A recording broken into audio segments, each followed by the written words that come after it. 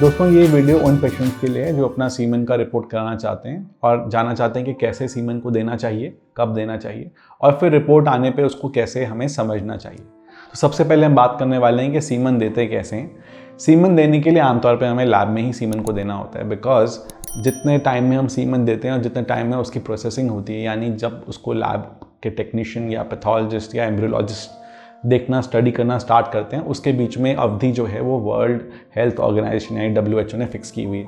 यानी कि 30 से 60 मिनट के अंदर ये सैंपल जो है वो लैब में होना चाहिए ताकि सारे पैरामीटर्स को देख सकें, और आइडियली सीमेन कलेक्ट करते ही लैब में होना चाहिए ताकि उसके लिक्विफैक्शन टाइम वगैरह को अच्छे से समझा जा सके। तो जब आप सैंपल लेने लैब में जाते हैं तो सबसे पहले वो आपको देंगे एक वाइड माउथ बॉटल, यानी कि एक बहुत चौड़े मुंह की बॉटल देंगे आपको। कोई छोटी सी बॉटल होगी तो उसमें सीमेन को डालना बहुत मुश्किल होता है और फिर प्रॉब्लम शुरू होती है कि सीमेन की प्रॉपर क्वांटिटी नहीं आती, वॉल्यूम कम होता है, या कभी कभी उसमें सारे स्पर्म वाला हिस्सा नहीं आता क्योंकि पूरा सीमेन जो है वो एक जैसा नहीं होता। कुछ आगे वाला हिस्सा जो है वो सीमेन रिच होता है, पीछे वाला हिस्सा जो है वो सेमाइनल वेसिकल्स के सिक्रीशन से रिच होता है। तो अलग अलग हिस्सों के सीमेन के अलग अलग वैल्यूज़ हैं, तो हमें पूरा का पूरा सैंपल जो है वो कलेक्ट करना होता है। और ऐसे में अगर चौड़े माउथ की बॉटल होगी तो आपके लिए ईजी होता है। तो इस बॉटल को लेके आप एक सीमेन कलेक्शन रूम में जाते हैं, यानी एक सेपरेट रूम जहाँ पे आप कंफर्टेबली कोजी होके सेल्फ स्टिमुलेट कर सकते हैं, मैस्टरबेट कर सकते हैं, या किसी इरोटिक मटेरियल का यूज़ कर सकते हैं।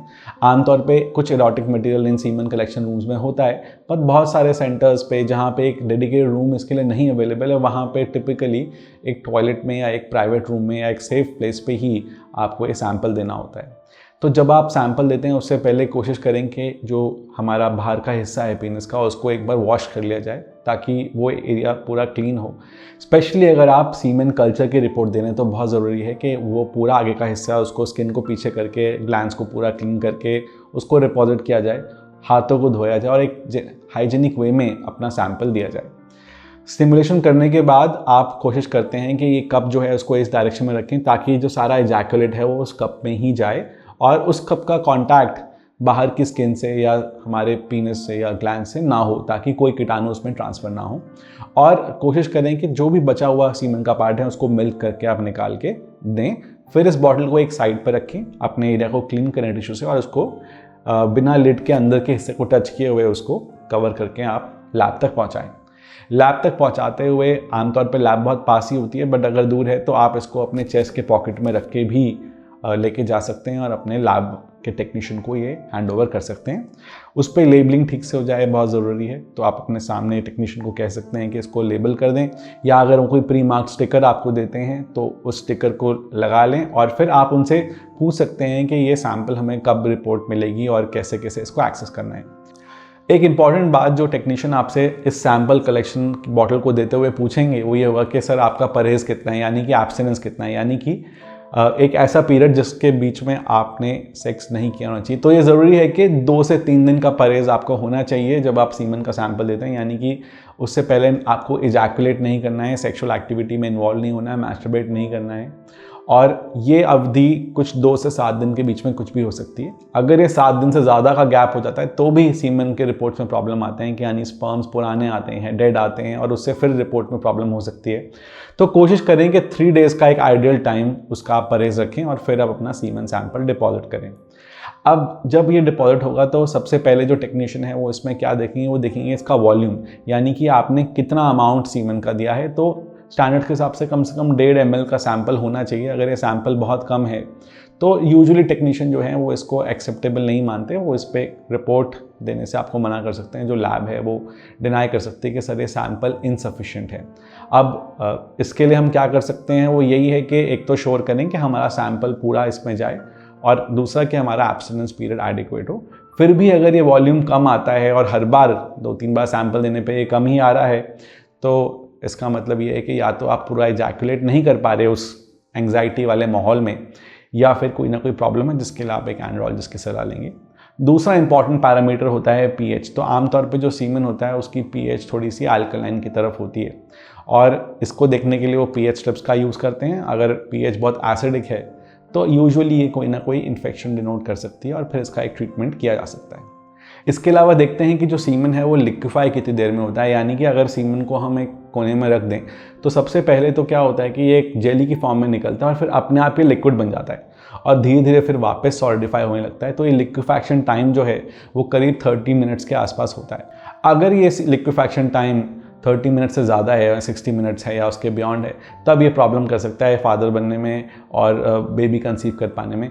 तो इसलिए लिक्विफैक्शन टाइम भी बहुत ज़रूरी होता है और इसको करेक्ट करने के लिए अगेन एक बार एंड्रोलॉजिस्ट या यूरोलॉजिस्ट से सलाह लेनी होती है।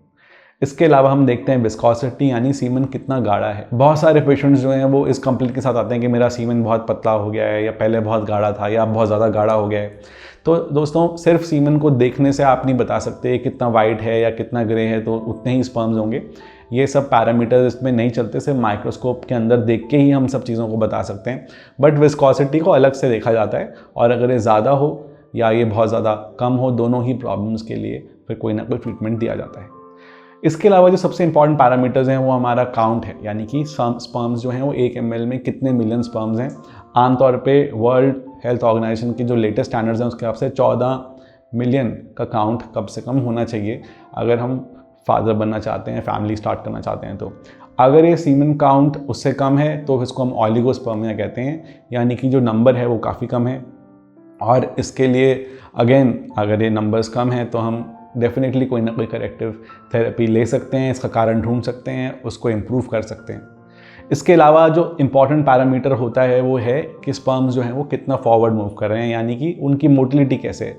तो मोटिलिटी को आमतौर पे 4 ग्रेड में बांटा जाता है। टाइप ए मोटिलिटी होती है जिसको हम कहते हैं प्रोग्रेसिव मोटिलिटी, यानी कि स्पर्म्स जो हैं वो आगे की तरफ जा रहे हैं। दूसरी होती है स्लो प्रोग्रेसिव मोटिलिटी जिसको हम टाइप बी कहते हैं, यानी कि वो आगे बढ़ रहे हैं पर बहुत धीरे धीरे बढ़ रहे हैं। जो थर्ड होती है वो होती है नॉन प्रोग्रेसिव मोटिलिटी यानी टाइप सी मोटिलिटी, यानी स्पर्म्स मूव तो कर रहे हैं लेकिन वो आगे नहीं बढ़ रहे हैं। और लास्टली होते हैं नॉन मोटाइल स्पर्म्स जिनको हम कभी कभार डेड स्पर्म भी कह देते हैं। इसके अलावा जो इंपॉर्टेंट पैरामीटर है जिसको हम देख के स्टडी करते हैं वो है स्पर्म की मॉर्फोलॉजी, यानी कि उनकी शेप, यानी कि उनका हेड, नेक और टेल जो है वो प्रॉपर्ली बने होने चाहिए। अगर इनमें कोई डिफेक्ट्स हैं तो अगेन ये स्पर्म्स या तो एक डिफेक्टिव बेबी को जन्म दे सकते हैं या फिर ये फर्टिलाइज करने में असक्षम रहते हैं या फिर आपकी बेबी जो है वो कंसीव नहीं हो पाता है। तो इसको अगेन देखने के लिए एक एम्ब्रियोलॉजिस्ट या जो पैथोलॉजिस्ट हैं वो काफ़ी फाइनली स्टडी करते हैं 100 से 200 स्पर्म्स को और देखते हैं कि इनमें से कितने जो हैं वो नॉर्मल हैं। WHO के हिसाब से क्रूगर्स क्राइटेरिया को देखते हुए 4% स्पर्म जो हैं वो बिल्कुल नॉर्मल होने चाहिए। बट इसको देखने के लिए एक बहुत ही अच्छे एम्ब्रियोलॉजिस्ट की या एक अच्छे डेडिकेटेड पैथोलॉजिस्ट की ज़रूरत होती है। बहुत सारे लैब्स इसको अलग से डेडिकेटेडली मेजर नहीं कर पाते हैं और 30%, 40% ऐसी मॉर्फोलॉजीज़ भी हमें काफ़ी बार देखने को मिलती है। बट एनीथिंग अबव 4%, 4% से अगर ज़्यादा है तो ये नॉर्मल है और इसमें अगर कमी है तो इसको हम बोलते हैं टेराटोस्पर्मिया, यानी स्पर्म्स जो हैं वो ठीक से नहीं बने। तो बहुत बार जब हम रिपोर्ट्स को देखते हैं तो काउंट्स का यानी कि ऑलिगोस्पर्मिया, मोटिलिटी का यानी कि एस्थेनोस्पर्मिया और मॉर्फोलॉजी का यानी टेराटोस्पर्मिया, इन सब का कॉम्बिनेशन हमें देखने को मिलता है। इसके अलावा बहुत सारी रिपोर्ट्स में पस सेल्स के बारे में भी कमेंट किया जाता है। जो पस सेल्स हैं उसको देख के भी पेशेंट बहुत घबरा जाते हैं कि सर मेरे पास तो 4 पस सेल्स थे या मेरे पास 8 पस सेल्स थे। तो दोस्तों ये समझना होगा कि पस सेल्स जो हैं वो एक इन्फेक्शन के बारे में भी बताते हैं, बट इमेच्योर स्पर्म्स जो हैं यानी कि जो स्पर्म्स के इनिशियल फॉर्म्स हैं वो भी पस जैसे सेल्स जैसे ही दिखते हैं। तो सिर्फ उसके लिखने से हम ये नहीं मानेंगे कि आपके स्पर्म में या सीमेन में कोई इन्फेक्शन है। यूजुअली ये बताता है कि कुछ इमेच्योर फॉर्म्स भी आपके सीमेन के रिपोर्ट में हैं जो कि नॉर्मल है। तो आमतौर पे 2 से 4 पस सेल्स होना तो बहुत ही नॉर्मल बात है क्योंकि ये इमेच्योर जर्म सेल्स आपके रिपोर्ट में आएंगे ही आएंगे। बट अगर ये बहुत ज़्यादा पस सेल्स हैं तो इसको हम ल्यूकोसाइटोस्पर्मिया कहते हैं, यानी कि इसमें इन्फेक्शन है और उसमें हम सीमेन का कल्चर भी कराते हैं और फिर कुछ एम्पेरिकल ट्रीटमेंट यानी कुछ अपने एक्सपीरियंस के हिसाब से कुछ ट्रीटमेंट्स को ठीक करने के लिए भी देते हैं। लास्टली हम कुछ RBCs या कोई और एपिथेलियल सेल्स या कैसे सीमेन को कलेक्ट किया गया उसकी पुष्टि करने के लिए आसपास के सेल्स, कास्ट, इन सब चीज़ों को भी देखते हैं। इनके बारे में भी कमेंट किया जाता है। कभी कभी बैक्टीरिया प्रेजेंट हैं या नहीं उसके बारे में भी पैथोलॉजी रिपोर्ट्स में लिखा हो सकता है। इसके अलावा स्पर्म्स आपस में एक दूसरे चिपक तो नहीं रहे, इसको हम एग्लूटिनेशन कहते हैं। इसके बारे में भी एक मेंशन रिपोर्ट में किया जाता है। और अगर एग्लूटिनेशन है उसके बहुत सारे तरह के टाइप्स होते हैं, उसके बहुत सारे कारण होते हैं। एग्लूटिनेशन का मतलब है कि स्पर्म्स आपस में चिपक रहे हैं तो वो आगे जाके एग को फर्टिलाइज नहीं कर पाते बहुत बार। तो इसके लिए भी हमें ट्रीटमेंट्स करने होते हैं और इसके लिए भी बहुत सारे कारण हमें ढूंढने होते हैं। लास्टली सीमन रिपोर्ट में फ्रक्टोज के बारे में मेंशन होता है। फ्रक्टोज जो है वो एक ऐसा शुगर है जो कि हमारे समाइल वेसिकल से बनता है, और अगर ये प्रेजेंट नहीं है तो इससे पता लग सकता है कि आपके स्पर्म के रास्ते में कहीं ना कहीं कोई ब्लॉकेज हो सकती है। तो फ्रक्टोज के बारे में बहुत सारे सीमन रिपोर्ट्स में लिखा होता है। ये हैं आपके बेसिक स्पर्म टेस्ट, जिनके बारे में आप को काफ़ी सारी इन्फॉर्मेशन इस वीडियो में मिली होगी, और इनके थ्रू आप समझ सकते हैं कि ये कितना होना चाहिए और किस तरह के आपको डिफेक्ट्स मिल रहे हैं। इसके बाद होते हैं एडवांस स्पर्म टेस्ट, जिनके अंदर हम देखते हैं डीएनए फ्रैगमेंटेशन इंडेक्स, हम करते हैं वाइटल स्टेनिंग्स, हम उनका ऑक्सीडेटिव पोटेंशियल देखते हैं, उनका रिडॉक्स पोटेंशियल देखते हैं, और भी बहुत तरह की चीज़ें इसमें हम एडवांस टेस्ट में देख सकते हैं, जिससे हमें पता लग सकता है कि जो स्पर्म्स हमारे हैं वो कितने पोटेंट हैं या उनमें और कोई प्रॉब्लम तो नहीं है। बट अगर ये बेसिक सीमन टेस्ट नॉर्मली ठीक आता है तो इसमें हमें एडवांस स्पर्म टेस्ट की आमतौर पर ज़रूरत नहीं होती, कि अनलेस आपको कोई अनएक्सप्लेन इनफर्टिलिटी हो, यानी कि बहुत सब नॉर्मल होने के बाद भी आप कंसीव नहीं कर पा रहे हो। उस कंडीशन में एक एंड्रोलॉजिस्ट या इनफर्टिलिटी सेंटर जो है वो आपको एडवांस स्पर्म टेस्ट कराने की सलाह देंगे। तो मैं आशा करता हूँ कि इस वीडियो से हमें काफ़ी सारी बातों का सीमन एनालिसिस के बारे में पता लगा होगा। क्रक्स यही है कि आपको एक एब्स्टिनेंस पीरियड के बाद सैंपल देना है, क्लीन एनवायरनमेंट में सैंपल देना है, हाइजीनिक वे में सैंपल देना है।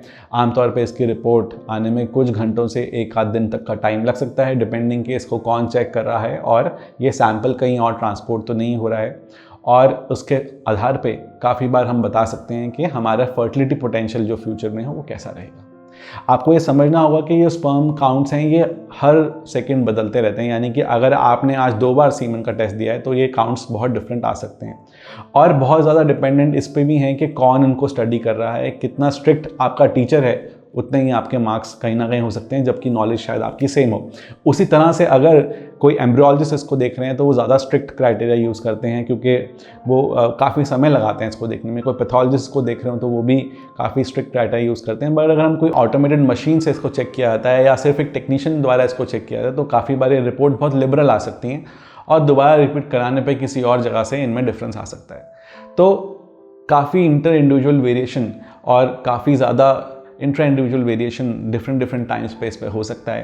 तो इसकी जो भी रिपोर्ट की एनालिसिस है उसका क्या मतलब निकलता है, उसके लिए सबसे पहले आप एक एंड्रोलॉजिस्ट से सलाह लें, और फिर उसके हिसाब से जो भी वो इसमें सलाह बताते हैं, जो कदम बताते हैं उनको लें, ताकि आपका फर्टिलिटी पोटेंशियल जो है वो मैक्सिमाइज़ किया जा सके।